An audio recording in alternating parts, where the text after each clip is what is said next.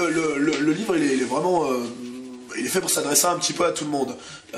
Justement, cette forme d'abécédaire permet de pouvoir entrer petit à petit, de se familiariser, etc.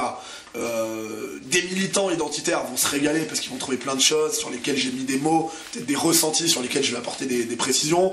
Il y a quelques clins d'œil qui sont peut-être difficiles à comprendre pour tout le monde. Des sympathisants vont sûrement trouver quelques réponses à des questions. Et puis, au sens le plus large, moi, je veux dire, dans toute ma famille, on l'a fait tourner, dans mon milieu professionnel, etc. Parce que exactement, voilà, c'est le bon moyen de satisfaire un peu sa curiosité sans être un ouvrage fondamentalement stratégique, politique, au sens un peu dur, rigide du terme.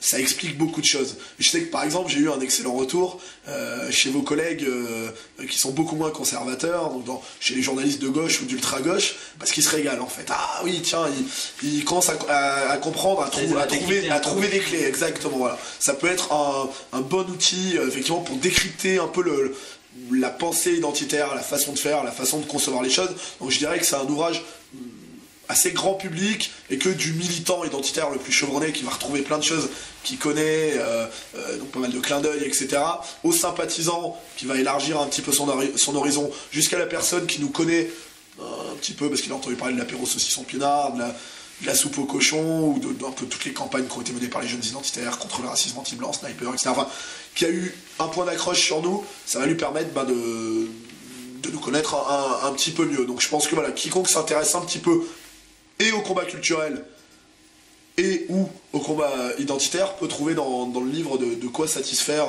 ses envies. Ouais.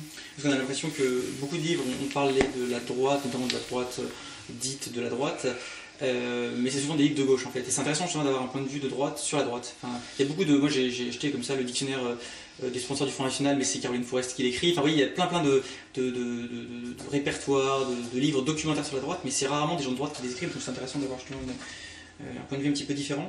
Alors plus